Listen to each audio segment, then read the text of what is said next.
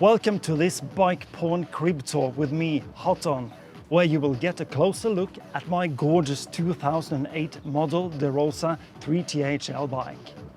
Some years ago, I saw a picture of a spectacular fluorescent yellow bike on a Japanese fan site, which I immediately fell in love with. After some time searching through the second-hand market worldwide, I just gave up. One day, I found the courage to write an email to the Rosa.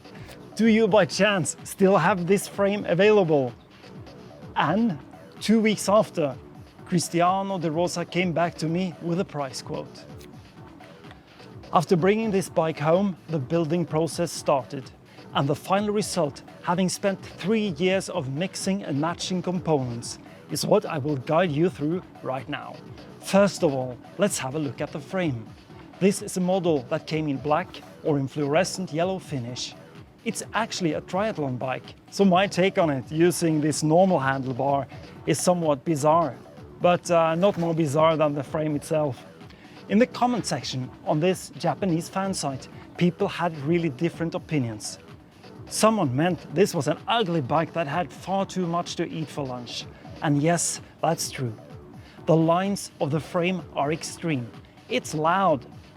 The oversized tubes and its aerodynamic shapes shout out a message of Italian extravaganza, racing, and certainly no compromise. I dig the way the front wheel is integrated. Rear wheel also has a really tight fit, screaming for aero. Then there's another detail you got to see. Opening this super neat seat mast fastening system, you really get to see the aero shape of the tube. This is so cool. Getting to fasten the seat post though isn't very easy, since the screw is placed inside here and you need special equipment to adjust it. The fork itself is also a work of art, with a shape which is flat in frontal view and really wide seen from the side, with a hard curve that narrows the shape of the fork towards the fastening of the wheel. The paint job is all yellow, with a black contrast area facing the wheels, branded with a De Rosa logo and the rather large 3 THL model letters. Beautiful. Moving on to the group set, I chose the Sram Apex, which is a low-cost group you might not guess would have been suitable for this bike. Still, I chose it for its white finish on the gear shifters as well as the brakes. After some time, I must admit, I really got tired of the gear levers that were rather heavy to operate, and I changed to Sram Red, which now works really smoothly. Getting the right crank was a nightmare, since I bought an old Italian bike with a bottom bracket of unusual measurements. Finally, I got hold of this FSA Carbone crank that fitted.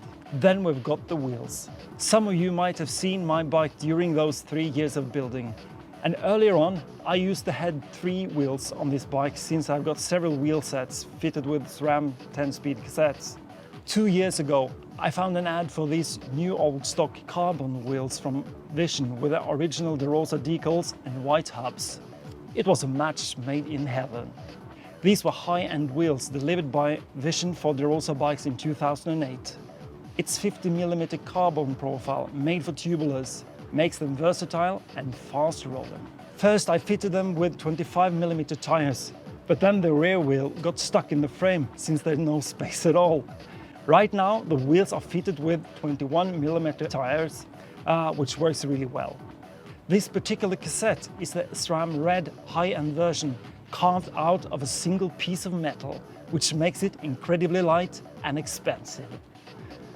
And then moving on to the crown jewels of this build. It's the Cinelli Ram handlebar and the seat post, made entirely in carbon. Cinelli is another legendary Italian bike producer, which is just like De Rosa, based in Milan, the fashion capital of Italy.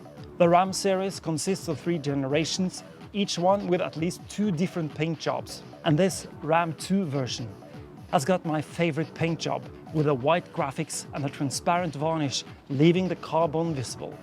I first got hold of the seat post. Getting hold of a vintage monoblock handlebar in the right size was a real challenge, having to search the Italian second-hand market for years. The handlebar is rigged with white bar tape, wrapped from each side to avoid any use of electric tape. If you want to see how it's done, you may check out my bar tape tutorial song music video. I made a special wrap for this particular handlebar to keep the beautiful graphics visible. Riding this bike feels like a special occasion. Every time, every ride. The bike itself is such a designer statement, and I choose it any day I feel like putting on a show. I've never seen this bike rolling the streets anywhere else, so I guess it's become quite rare. Still, it won't end up on some museum wall just yet. I love my bike, and I will continue to ride it, giving you the chance to enjoy footage of this brilliant piece of Italian design by the Rosa.